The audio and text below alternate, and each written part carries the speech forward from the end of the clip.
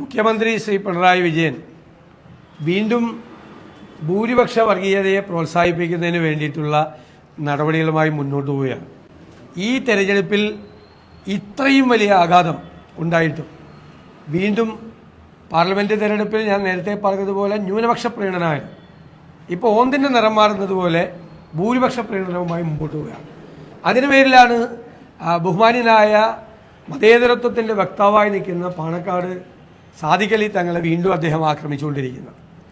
മുഖ്യമന്ത്രിയുടെ ചില അവകാശവാദങ്ങൾ എന്ന് പറയുന്നത് എത്ര പൊള്ളയാണ്. ആരാണ് അദ്ദേഹത്തിന് പ്രസംഗം എഴുതി കൊടുക്കുന്നത്? അദ്ദേഹം ഇന്നലെ പറഞ്ഞത് ഈ വർഷത്തെ ഏറ്റവും വലിയ തമാശയാണ്. അതായത് പാലക്കാട് വോട്ട് കൂടി CPM-ൻ്റെ, മാത്രമല്ല രണ്ടാം സ്ഥാനക്കാരുമായിട്ടുള്ള BJP ആയിട്ടുള്ള വ്യത്യാസം കുറഞ്ഞു. CPM-ൻ്റെ വ്യത്യാസം കുറഞ്ഞു എന്നാണ് ഞാൻ ഓർത്തത്. ഒരു കുട്ടി സ്കൂളിൽ പഠിക്കുന്ന കുട്ടി എപ്പോഴും 3-ാം സ്ഥാനത്താണ് ക്ലാസ്സിൽ. അപ്പോൾ അമ്മ എപ്പോഴും വഴക്ക് പറയും. അപ്പോൾ അവരോട് നീ 2-ാം സ്ഥാനത്തെങ്കിലും എത്താൻ നോക്കാൻ പറയും. അപ്പോൾ ഒരു ദിവസം അവൻ വന്നിട്ട് പറഞ്ഞു, ഞാൻ 2-ാം സ്ഥാനക്കാരൻ്റെ തൊട്ടടുത്തെത്തി അമ്മയെന്ന് ചോദിച്ചു. അപ്പം അമ്മയ്ക്ക് ഭയങ്കര സന്തോഷമായി. അമ്മ ചോദിച്ചു, നിൻ്റെ മാർക്ക് കൂടിയാന്ന് ചോദിച്ചു.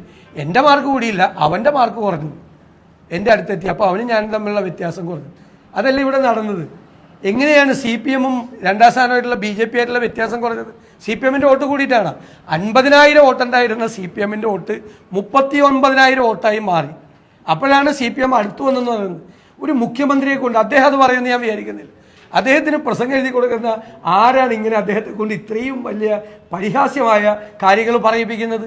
CPM-ഉം BJP-യും തമ്മിലുള്ള വ്യത്യാസം കുറഞ്ഞുവെന്ന്. BJP-യുടെ വോട്ട് കുറഞ്ഞതാണ്, താഴേക്ക് പോയതാണ്. ആ BJP-യുടെ വോട്ട് കുറഞ്ഞതിൽ ഏറ്റവും സങ്കടപ്പെടുന്ന ആള് കേരളത്തിൻ്റെ മുഖ്യമന്ത്രിയാണ്. അദ്ദേഹം അതാണ്. അവിടെ വയനാട് വലിയ തോതിൽ പിന്നോട്ട് പോയി.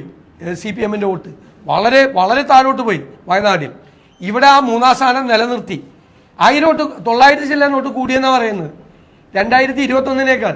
2021 ശേഷം 15,000-ഓളം പുതിയ വോട്ട് എൻറോൾ ചെയ്തിട്ടുണ്ട് അവിടെ. അപ്പോൾ അതിൽ CPM-ന് ഷെയർ ഒന്നുമില്ലേ? 15,000-ഓളം പുതിയ വോട്ട് എൻറോൾ ചെയ്തിട്ടുണ്ട്, അതിൽ ഷെയർ ഇല്ലേ? എന്നിട്ട് പറയാണ്, എന്നിട്ടൊരു വ്യാപകമായ പ്രചരണം SDP-യുടെ സഹായത്തോടു കൂടിയാണ് ജയിച്ചത്. ഞാൻ വളരെ കൃത്യമായിട്ട് ചോദിച്ചു. അതായത് BJP-യുടെ വോട്ടാണ് 11,000-ഓളം വോട്ട് കുറഞ്ഞത്. അതിൻ്റെ അതിൽ നിന്നുള്ള ഷെയറാണ് ഞങ്ങൾക്ക് കിട്ടിയത്. ആ വോട്ടാണ്. ഞങ്ങൾ പാലക്കാട് ടൗണിലാണ് ഞങ്ങൾക്ക് ഗംഭീരമായ ലീഡ് കിട്ടിയത്. BJP-ക്ക് ഈ ശ്രീധരന് പോയ വോട്ടിലൊരു വലിയ ശതമാനം വോട്ടാണ് രാഹുൽ മാങ്കൂട്ടത്തിന് തിരിച്ചു ലഭിച്ച് അദ്ദേഹത്തിന് ഇതുപോലുള്ള ഉജ്ജ്വലമായ വിജയം ഉണ്ടായത്. ഈ ശ്രീധരന് പോയ വോട്ട് SDP-യുടെയും അതുപോലെ വെൽഫെയർ പാർട്ടിയുടെ വോട്ടാണോ കഴിഞ്ഞ പ്രാവശ്യം പോയത്? അതല്ലേ ഞങ്ങൾക്ക് കൂടുതലായി കിട്ടിയത്. ഈ പ്രാവശ്യം കൂടുതലായി കിട്ടിയത് 6,000 വോട്ട് പോളിംഗ് കുറഞ്ഞു, 11,000 വോട്ട് BJP-യുടെ കുറഞ്ഞു. ബാക്കിയുള്ള 5,000-ഓളം വോട്ടാണ് ഞങ്ങൾക്ക് കൂടുതലായിട്ട് കിട്ടിയത്. ആ വോട്ട് SDP-യുടെ വോട്ടാണോ? എന്നിട്ട് ചില മാധ്യമങ്ങൾ മനഃപൂർവ്വമായിട്ട് ഈ CPM-ഉമായി ചേർന്നിട്ടൊരു അജണ്ട സെറ്റ് ചെയ്യാണ്. ഈ വിജയത്തിൻ്റെ ഗ്രേസ് കളയാൻ വേണ്ടിയിട്ട് ചിലർ ശ്രമിക്കുകയാണ്. ഈ വിജയം തന്നെയാണ്. CPM മനസ്സിലാക്കേണ്ടത്, CPM പാലക്കാട് ദയനീയമായ 3-ാം സ്ഥാനത്തേക്ക് പോയി അല്ലേ? പാലക്കാട് ചേലക്കരയിൽ അവർ 40,000 വോട്ടിന് ജയിച്ച സീറ്റിൽ അവരുടെ ഭൂരിപക്ഷം 12,000-ആയി കുറഞ്ഞു. 28,000 വോട്ട് നഷ്ടപ്പെട്ടു. 75,000-ഓളം വോട്ട് വയനാട് കുറഞ്ഞു. എന്നിട്ട് പറയാണ് ഒരു ജനവിരുദ്ധ ആൻറ്റി ഇൻകംബൻസി ഇല്ല എന്ന് പറയുന്നു. ഞാൻ പറഞ്ഞു, അങ്ങനെ അവർ വിശ്വസിക്കാതെ അങ്ങനെ വിശ്വസിക്കട്ടെ, അതായിരിക്കും ഏറ്റവും നല്ലതെന്ന് പറയാനാണ്. പിന്നെ BJP-യുടെ കാര്യം പറഞ്ഞാൽ ഞാനതൊന്നും പറയുന്നില്ല. ഇലക്ഷന് മുമ്പ് പറഞ്ഞു, VD സതീശൻ തെരഞ്ഞെടുപ്പ് കഴിഞ്ഞാൽ പ്രതിപക്ഷ നേതൃസ്ഥാനം രാജിവെക്കേണ്ടി വരും, കോൺഗ്രസ് 3-ാം സ്ഥാനത്ത് പോവും, പാലക്കാട് എല്ലാം BJP സംസ്ഥാന പ്രസിഡന്റാണ്, എനിക്ക് കണ്ടകശനിയാണ്, എന്നെയും കൊണ്ടേ കണ്ടകശനി പോവുള്ളൂ എന്ന് പറഞ്ഞു. ഞാൻ വേറൊരു പാർട്ടിയിലെ ആഭ്യന്തര കാര്യത്തെക്കുറിച്ചൊന്നും സാധാരണ പറയാറുള്ള ആളല്ല. അദ്ദേഹം പറഞ്ഞതെല്ലാം ശരിയാണ്, പക്ഷേ എന്നെയല്ല അദ്ദേഹത്തെയും BJP-യാണ് ബാധിച്ചിരിക്കുന്നത് എന്നുള്ള ഒരു വ്യത്യാസം മാത്രമേ ഉള്ളൂ. അത്രമാത്രം പരിമിതമായ വാക്കുകളോടുകൂടി ഞാനതിന് മറുപടി പറയുന്നു. പരിമിതമായ വാക്കുകളോടുകൂടി. കാരണം അദ്ദേഹം അത്ര ഇതായിട്ടാണ് പറഞ്ഞത്. CPM-ഉം BJP നേതാക്കളും ഒരേപോലെയാണ് വ്യക്തിപരമായി എനിക്ക് നേരെ പാലക്കാട് തിരഞ്ഞെടുപ്പുമായി ബന്ധപ്പെട്ട് തുടക്കം മുതൽ അവസാനം വരെ ആക്രമണം നടത്തിയത്. ഞാനത് ഗൗരവമായി എടുക്കുന്നില്ല, എനിക്കതിൽ പ്രതിഷേധമില്ല, വിഷമവുമില്ല. പക്ഷെ സംഭവിച്ചത് എവിടെയാണ് എന്ന് നിങ്ങൾ പരിശോധിച്ചാൽ മാത്രമേ. ചേലക്കരയിലെ രാഷ്ട്രീയ പോരാട്ടമാണെന്ന് താങ്കളും മറ്റു മുതിർന്ന കോൺഗ്രസ് നേതാക്കളും പറഞ്ഞിരുന്നു. അപ്പൊ അവിടെ കോൺഗ്രസ് പരാജയപ്പെട്ടല്ലോ. അപ്പൊ എന്താണ് അതിനെക്കുറിച്ച് പറയുന്നത്? അല്ല, തീർച്ചയായിട്ടും രാഷ്ട്രീയ മത്സരമല്ല എല്ലായിടത്തും നടന്നത്. ചേലക്കര മാത്രം എന്ന് ഞാൻ പറഞ്ഞിട്ടില്ലല്ലോ. ചേലക്കരയിലും പാലക്കാടും വയനാടും നടന്നത് രാഷ്ട്രീയ പോരാട്ടമല്ലേ. അവിടെ ഞങ്ങൾ പറഞ്ഞത് ഞങ്ങൾ അവിടെ ജയിക്കാൻ വേണ്ടി ഞങ്ങൾ ശ്രമിച്ചു. പക്ഷേ 40,000-ഓളം വോട്ടിന് CPM ജയിച്ച 2021 അസംബ്ലി സീറ്റിൽ ഞങ്ങൾ CPM-ന്റെ ഭൂരിപക്ഷം 12,000-ആക്കി കുറച്ചു. കുറെ കൂടി പരിശ്രമിച്ചിരുന്നെങ്കിൽ കുറെ കൂടി നല്ല പെർഫോമൻസ് ചെയ്യാൻ പറ്റും. ഞങ്ങൾ നന്നായി അവിടെ വർക്ക് ചെയ്തു. ഒരുപക്ഷെ പാലക്കാടിനേക്കാൾ നന്നായി വർക്ക് ചെയ്തു. പറഞ്ഞല്ലോ, അതിനെന്താ? അല്ലല്ലോ, അങ്ങനെയല്ല. എല്ലായിടത്തും രാഷ്ട്രീയ. ഇപ്പോൾ പാലക്കാട് എന്താ രാഷ്ട്രീയ മത്സരമല്ലേ? സൗന്ദര്യ മത്സരമാണ് നടന്നത്. അല്ല, പാലക്കാട് സൗന്ദര്യ മത്സരം നടന്നതാണ്. അല്ല, അത് ചേലക്കരയിൽ പ്രസംഗിക്കുമ്പോൾ പറയും ഇവിടെ രാഷ്ട്രീയ മത്സരമാണ്. പാലക്കാട് നടന്ന സൗന്ദര്യ മത്സരമാണ്. ആണോ? എല്ലായിടത്തും നടന്നത് രാഷ്ട്രീയമായ മത്സരമാണ്. രാഷ്ട്രീയമായ കാര്യങ്ങൾ, എത്ര വിവാദങ്ങളും എത്ര പ്രശ്നങ്ങളും ഉണ്ടായി. ഞാൻ പറഞ്ഞില്ലേ, പാലക്കാട് എന്തെല്ലാം ഉണ്ടായി. കത്ത് വിവാദം, പാതിരാ നാടകം, പെട്ടി വിവാദം, സ്പിരിറ്റ് വിവാദം, സന്ദീപ് വാര്യർ വിവാദം, അവസാനം പരസ്യ വിവാദം. 1/2 ഡസൻ സംഭവങ്ങളുണ്ടായി പൊളിറ്റിക്കലായിട്ട് അവിടെ. ഞങ്ങളെ വഷളാക്കാൻ വേണ്ടിയിട്ട് CPM 3-ാം സ്ഥാനം ഉറപ്പിച്ചിട്ട് 1-ാം സ്ഥാനത്ത് നിൽക്കുന്ന ഞങ്ങളെ വഷളാക്കാൻ BJP ജയിപ്പിക്കാൻ വേണ്ടി 1/2 ഡസൻ വിവാദം ഞങ്ങൾക്കെതിരായി ഉണ്ടായി. എല്ലാം തിരിച്ചടിച്ചു CPM-നെ. അത്രയേ ഉള്ളൂ. രാഹുൽ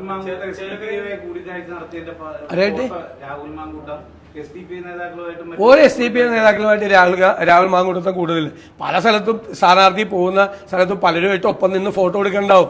ഇപ്പോൾ വെൽഫെയർ പാർട്ടിക്കെതിരായിട്ട് ആഞ്ഞടിക്കുകയാണല്ലോ മുഖ്യമന്ത്രി പിണറായി വിജയൻ, അല്ലേ? ജമാഅത്ത് ഇസ്ലാമിക്കെതിരായിട്ട് എൻ്റെ മൊബൈൽ ഫോണിൽ പിണറായി വിജയനും ജമാഅത്ത് ഇസ്ലാമിയുടെ അമീറും കൂടി നിൽക്കുന്ന ഫോട്ടോ ഞാൻ കാണിച്ചു തരാം.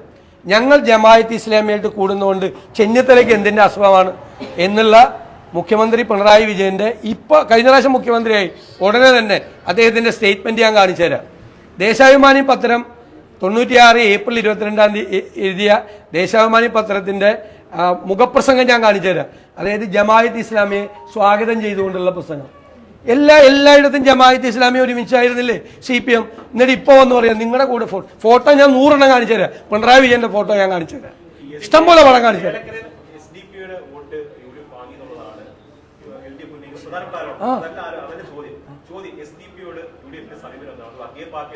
അല്ല, ഞങ്ങള് പാർലമെന്റ് തെരഞ്ഞെടുപ്പിൽ ഞങ്ങളുടെ നിലപാട് ഞങ്ങൾ വ്യക്തമാക്കില്ല. അവര് പരസ്യമായി ഞങ്ങൾക്ക് പിന്തുണ പ്രഖ്യാപിച്ചപ്പോൾ ഞങ്ങൾ അന്നങ്ങനെ ഒരു നിലപാട് സ്വീകരിച്ചല്ലോ, അല്ല എടുത്തല്ലോ. എല്ലാ ദിവസവും രാവിലെ അത് നിങ്ങൾക്ക് എല്ലാം തന്നല്ലേ, എഴുതി തന്നല്ലേ? അല്ലല്ല, കേൾക്ക്. അല്ല, തെരഞ്ഞെടുപ്പിലെ സ്ഥാനാർത്ഥികൾ എല്ലാവരും വോട്ട് വാങ്ങിക്കും. ഞങ്ങൾ ജനറലി പറഞ്ഞു, നിങ്ങൾ ആരും പിണറായി വിജയനോടൊരു ചോദ്യം ചോദിച്ചില്ലല്ലോ. ഇവിടെ എറണാകുളത്തെ സ്ഥാനാർത്ഥിയുടെ എഴുതി വെച്ചേക്കണ ബോർഡ് എൻ്റെ കയ്യിലുണ്ട്. PDP പിന്തുണയുള്ള ഇടതുമുന്നണി സ്ഥാനാർത്ഥി ഇന്നയാളെ വിജയിപ്പിക്കാൻ വേണ്ടിയിട്ട് LDF കമ്മിറ്റി എഴുതി വെച്ചേക്കണ ബോർഡ് എവിടെയെന്നറിയാം? കുറച്ച് PDP-കാരുള്ള കുറച്ച് മുസ്ലിം വോട്ടുള്ള സ്ഥലത്തുകൊണ്ട് ആ ബോർഡ് വെച്ചിരിക്കുകയാണ്. ഞങ്ങൾ പറഞ്ഞല്ലേ, ഞങ്ങൾ ഭൂരിപക്ഷ വർഗീയതയെയും ന്യൂനപക്ഷ വർഗീയതയെയും ഒരു തരത്തിലും പ്രോത്സാഹിപ്പിക്കില്ല. അതാ ഞങ്ങളുടെ നിലപാട്. ഞാൻ നിങ്ങളോട് ചോദിക്കുന്നു, മുഖ്യമന്ത്രി പിണറായി വിജയൻ ആദ്യത്തെ 35 ദിവസം പാർലമെന്റ് ഇലക്ഷനിൽ പറഞ്ഞത് CAA, മറ്റേ ഹമാസ്, മറ്റേ ഗാസയിലെ പോരാട്ടം ഒക്കെ പറഞ്ഞത്. ഈ തെരഞ്ഞെടുപ്പിൽ മിണ്ടില്ല. ഈ തെരഞ്ഞെടുപ്പിൽ നേരെ മാറിയിട്ട് പാണക്കാട് ശിഹാബ് അലി തങ്ങൾ, SDPI, പിന്നെന്താ വെൽഫെയർ പാർട്ടി എന്നൊക്കെ പറയും. ഈ വെൽഫെയർ പാർട്ടിയായിട്ട് ഏറ്റവും കൂടുതൽ ബന്ധം ഞാൻ അദ്ദേഹത്തിന്റെ പ്രസംഗം നിങ്ങൾക്ക് ഇപ്പോൾ ഇട്ടുതരാം. എൻ്റെ മൊബൈൽ ഫോണിലുണ്ട് അദ്ദേഹത്തിന്റെ പ്രസംഗം. അത് പത്രസമ്മേളനത്തിൽ അദ്ദേഹത്തിന്റെ പ്രസംഗം. ഞങ്ങൾക്ക് SDPIയുടെ പിന്തുണ കിട്ടിയിട്ടുണ്ട്, ഈ തെരഞ്ഞെടുപ്പിലുണ്ട്. ഞങ്ങൾക്ക് ഈ തെരഞ്ഞെടുപ്പല്ല, ഇതിനു മുമ്പുള്ള തെരഞ്ഞെടുപ്പ് പാർട്ടി സെക്രട്ടറി ആയിരിക്കും SDPIയുടെ പിന്തുണ കിട്ടിയിട്ടുണ്ട്. ഞങ്ങൾക്ക് ജമാഅത്ത് ഇസ്ലാമിയുടെ പിന്തുണ കിട്ടിയിട്ടുണ്ട്. ഇവരെയൊക്കെ പിടിക്കാൻ വേണ്ടി UDF കുറേ നോക്കിയതാ. പക്ഷെ അവർക്ക് അറിയാം ആരുടെ കൂടെയാണ് നിൽക്കേണ്ടതെന്ന് അവർക്കറിയാം. അതുകൊണ്ട് അവർ ഞങ്ങളുടെ കൂടെ നിന്നു എന്ന് ഈ പിണറായി വിജയൻ നടത്തിയ പ്രസംഗം ഞാൻ നിങ്ങളെ കേൾപ്പിച്ചുതരാം. ഇപ്പോൾ നിങ്ങൾ അദ്ദേഹത്തോടൊന്ന് പോയി ചോദിക്കുക, അദ്ദേഹം എന്താണ് ഇങ്ങനെ ഓന്തിന്റെ നിറം മാറുന്നത് പോലെ ഇത്രയും പെട്ടെന്ന് ഈ ന്യൂനപക്ഷ വർഗീയതയും ഭൂരിപക്ഷ വർഗീയതയും മാറ്റി ഇങ്ങനെ പിടിക്കുന്നതെന്ന് ചോദിക്കുക. ഞങ്ങളൊക്കെ എല്ലാ ദിവസവും നിങ്ങൾക്ക് വേണ്ടി നിന്നിരുന്ന ആളല്ലേ. ഇദ്ദേഹത്തോടൊരു ചോദ്യം പോലും ചോദിക്കാൻ നിങ്ങൾക്ക് പറ്റില്ല. അല്ലല്ല, അതൊക്കെ ഞങ്ങൾ ക്ലിയർ ആയിട്ട് പറഞ്ഞിട്ടുണ്ടെന്നേ. എല്ലാ ദിവസവും രാവിലെ എഴുന്നേറ്റ് പറയേണ്ട ആവശ്യമില്ല. പാർലമെന്റ് തെരഞ്ഞെടുപ്പിൽ ഞങ്ങൾ പറഞ്ഞിട്ടുണ്ട്. ഞങ്ങൾക്ക് ഞങ്ങളുടെ നിലപാട് ഇതാണ്. ഞങ്ങൾ അല്ലല്ല, ഓരോ പാർട്ടിയും ഞാൻ ലെറ്റ് മീ കംപ്ലീറ്റ്. നിങ്ങൾ എല്ലാവരോടും ചോദിച്ചു, ഓരോ പാർട്ടി വർഗീയത പാർട്ടിയാണോ മതേതര പാർട്ടിയാണെന്ന് ഉള്ള അളവുകൾ എടുക്കുന്ന ആളുകളല്ല ഞങ്ങൾ. ഞങ്ങളുടെ നിലപാട് ഞങ്ങൾ സെക്യുലർ സ്റ്റാൻഡാർഡ്. ഞങ്ങൾ ഭൂരിപക്ഷ വർഗീയതയും പ്രോത്സാഹിപ്പിക്കില്ല. നാണം കേട്ട അവസാനം മുസ്ലിം സംഘടനകളുടെ 2 പത്രത്തിൽ കൊണ്ടുപോയി പരസ്യം കൊടുത്ത പാർട്ടിയല്ലേ.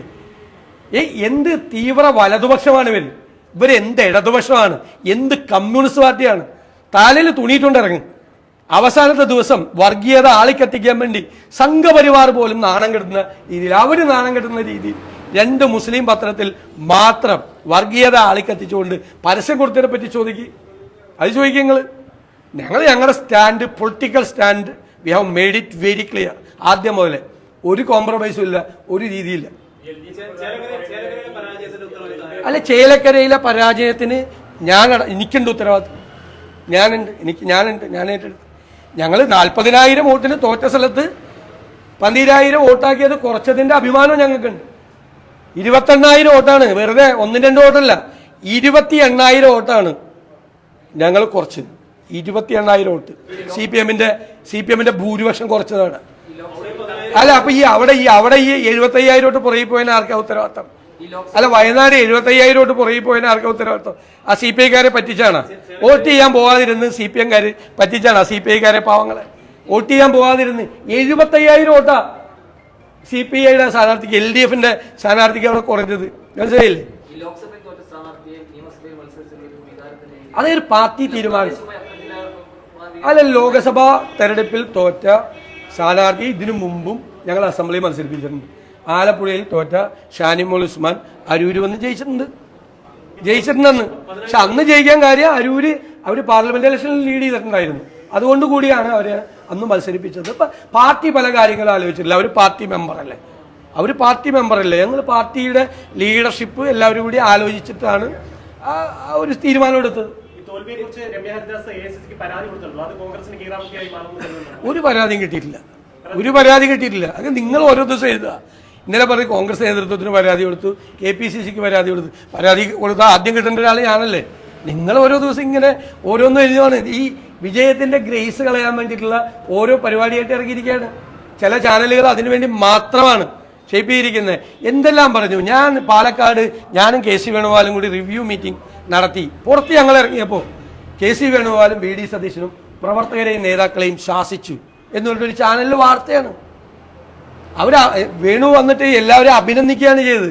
അവിടുത്തെ വർക്കിനെ കണ്ടിട്ട് അദ്ദേഹം പറഞ്ഞു, ഒരു കാലത്തും കാണാത്ത വർക്കാണ് ഇവിടെ ചെയ്യുന്നത്, ഇതിന്റെ റിസൾട്ട് ഉണ്ടാവും എന്ന് പറഞ്ഞ് പുറത്തേക്ക് ഇറങ്ങി. ഞാനും KC വേണുഗോപാലും കൂടി കൈപിടിച്ച് പുറത്തേക്ക് ഇറങ്ങുമ്പോൾ ഒരു പയ്യൻ കൊണ്ടുവന്ന് കാണിക്കുകയാണ് ഒരു ചാനലിലെ വാർത്ത. ഞങ്ങൾ പ്രവർത്തകരെ ശാസിച്ചെന്ന് 5 സ്കോഡ് നടത്തി. എന്തൊക്കെയാണ് പറഞ്ഞത്? എന്തെല്ലാം കാര്യങ്ങളാണ് പറഞ്ഞത്?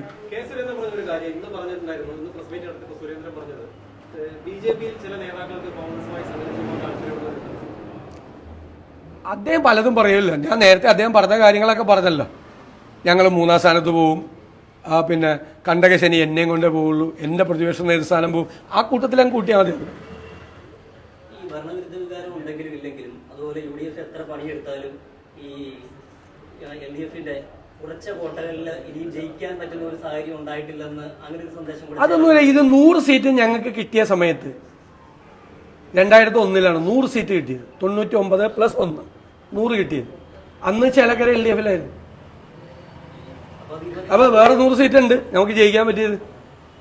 അടുത്ത പ്രാവശ്യം ആകുമ്പോൾ ഞങ്ങൾ അവിടെ ജയിക്കും ചേലക്കരയിൽ. അത്രയും കുറച്ചുകൂടെ നല്ല കോൺഫിഡൻസ് ആയല്ല, അത്രയും കുറച്ചു. 28,000 വോട്ട് ഒരു നിയോജകമണ്ഡലത്തിലെ വോട്ട് പ്രവർത്തിച്ച് ഞങ്ങൾക്ക് കുറയ്ക്കാം എങ്കിൽ കേരളത്തിൽ എത്ര സീറ്റുകൾ ഞങ്ങൾക്ക് ജയിക്കാൻ പറ്റുമെന്ന് നിങ്ങൾ നോക്കിക്കോ. പിന്നെ 3000 വോട്ട് ജയിച്ച നിങ്ങൾ ഒന്നും കൂടി ഞാൻ പറയാം. തൃക്കാക്കരയിൽ മുഖ്യമന്ത്രിയും 20 മന്ത്രിമാരും വന്ന് എറണാകുളത്ത് ക്യാമ്പ് ചെയ്ത ഒരു മാസം ഇല്ലേ, ഒരു മാസം. KV തോമസിനെ അപ്പുറത്ത് കൊണ്ടുപോയി ഒരു മാസം. PT തോമസ് ജയിച്ച വോട്ടിന്റെ ഇരട്ടി വോട്ടിന്റെ ഭൂരിപക്ഷത്തില ഉമാ തോമസ് ജയിച്ചു. ഞങ്ങൾ പ്രതിപക്ഷത്തിരിക്കുക, ഒന്നുമില്ല കയ്യിൽ. മന്ത്രിമാർ മുഴുവൻ ഇറങ്ങി. ഇവിടെ പുതുപ്പള്ളിയിൽ ഉമ്മൻചാണ്ടി ജയിച്ച സീറ്റിൽ 9,000 വോട്ടിന് ജയിച്ച സീറ്റിൽ ഞങ്ങൾ ജയിച്ചത് 4 വോട്ടിന്റെ ഭൂരിപക്ഷത്തിലാണ് ഇല്ലേ, 36,000 വോട്ടിന്. പാലക്കാട് ഞങ്ങൾ 3000 ജില്ലാ വോട്ടിനാണ്, 4000-ന്റെ താഴെയാണ് ഷാഫി ജയിച്ചത്. 5 വോട്ടിലാണ് ഞങ്ങൾ ജയിച്ചത്. ചേലക്കര 40,000 വോട്ട് ജയിച്ചെടുത്ത് 12,000-ലേക്ക് കൊണ്ടുവന്നു, 22,000 വോട്ട് കുറഞ്ഞു. ശരിയാണോ? എവിടെ? അത് പണ്ടല്ലേ, ഇപ്പോഴല്ലല്ലോ. അവിടെ അല്ലല്ലോ. ഇപ്പോഴത്തെ സ്ഥിതി അങ്ങനെ ആയിരുന്നില്ലല്ലോ. അവിടെ ഇപ്പോഴത്തെ സ്ഥിതി അവിടെ വളരെ മോശമാണ്. ലോകസഭയിലെ പാറ്റേൺ വേറെയല്ലേ? ലോകസഭയിലെ പാറ്റേൺ അത് ചോദിച്ചാൽ ഞാൻ തിരിച്ചു വയ്ക്കാം. തൃശ്ശൂർ 7 നിയോജകമണ്ഡലത്തിലും LDF MLA-മാരാണ് ജയിച്ചത്. അവർക്ക് 7 പേർ കൂടി 1,85,000 വോട്ടിന്റെ ഭൂരിപക്ഷം ഉണ്ടായിരുന്നു. 1,85,000 വോട്ടിന്റെ ഭൂരിപക്ഷം. അവർക്ക് എല്ലാവർക്കും കിട്ടിയതിനേക്കാൾ 1,40,45,000 വോട്ട് കുറവാണ് സുനിൽകുമാറിന്റെ പാർലമെന്റിൽ മത്സരിച്ചപ്പോൾ കിട്ടിയത്. മാറ്റി നമ്മളിങ്ങനെ പിടിക്കരുത്. പാർലമെന്റ് അസംബ്ലിയും കൂടി. ഞാൻ പാർലമെന്റ് പിടിച്ചാൽ പാർലമെന്റിന്റെ കണക്ക് എൻ്റെ അടുത്തുണ്ട്, അസംബ്ലി പിടിച്ചാൽ അസംബ്ലിയുടെ കണക്ക് എൻ്റെ അടുത്തുണ്ട്. ഇത് ഞങ്ങൾ അസംബ്ലിയിൽ ഫൈറ്റ് ചെയ്ത് അവസാനം സറണ്ടർ ചെയ്ത് പോയതാണ്. എവിടെ? 1000 വോട്ടല്ല, 5000 വോട്ട്. അല്ലല്ല, 5000 വോട്ട്. അത് ചില സ്ഥലത്ത് കൂടുണ്ടാവും, ചില സ്ഥലത്ത് കുറയുന്നുണ്ട്. ഇപ്പൊ പാർലമെന്റ് ഇലക്ഷനിൽ അവരുടെ വോട്ടിംഗ് ഇത് കൂടിയില്ലേ, ചില സമയത്ത് കൂടും. പല കാരണങ്ങളുണ്ടാവും. ഇപ്പൊ പാലക്കാട് കുറഞ്ഞില്ലേ, വയനാട് കുറഞ്ഞില്ലേ, 2 കുറഞ്ഞു. ഒരിടത്ത് കൂട്ടിയത് മാത്രം പറയാം. അല്ല ആണെന്ന്. അതും കൂടി ഞങ്ങൾക്ക് കിട്ടിയിട്ടുണ്ട്. ഞങ്ങൾ ആ 39 ഇങ്ങോട്ട് താഴേക്കണമെന്നല്ല.